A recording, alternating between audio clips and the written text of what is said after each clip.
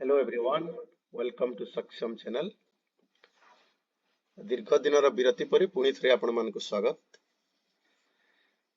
आज आमे वर्तमान ओडिशार जो मजूरी हार केते अछि, जो त्रैमासिक मजूरी हार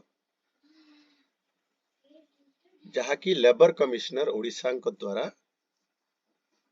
प्रणयन करा जायछि। जो त्रैमासिक मजूरी हार विभिन्न श्रमिक मानक पई कुशली अणकुशली अर्धकुशली श्रमिक पई तार जो नोटिफिकेशन आनिछंती 2158 पत्र संख्या सेइथिरे चारोटी कैटेगरी रो जो रहिला सेइथिरे तार मजूरी हार 1 अक्टोबर 2023 रु लागू हबो। जोथिरे कि जदि आमे देखिबा तो सेइथिरे कोन अछि जो अनस्किल जो अणकुशली श्रमिक मानकर जो आगरु 345 टंका थिला ताहा 7 टंका बढ़ी की 352 टंका रे पहुंची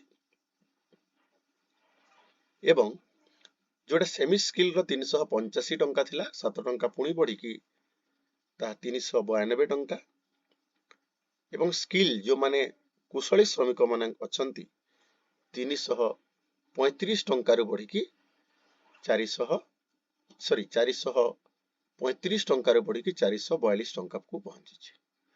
ठीक से परी जो माने अत्यंत कुशली बा हाई स्किल जो माने अछंती तांकर 495 टंका रु 7 टंका बढ़ी की 502 टंका को पहुंची। तो वर्तमान जो देखिबा अणकुशली श्रमिक मानकर मजूरी 352 टंका दिन को, सेमी स्किल अर्धकुशली 392 टंका, कुशली 442 टंका एवं अत्यंत कुशली जो श्रमिक रहिले तांकर वर्तमान 502 टंका सर्वनिम्न मजूरी ओडिशा सरकार लेबर कमिश्नर को द्वारा प्रणयन करिसंती। तो एपरी विभिन्न तथ्य पाइबा पई चैनल को सब्सक्राइब करंतु, लाइक करंतु, बेल बटन को ऑन करंतु एवं सांग साथी मानक सहित शेयर करंतु। धन्यवाद।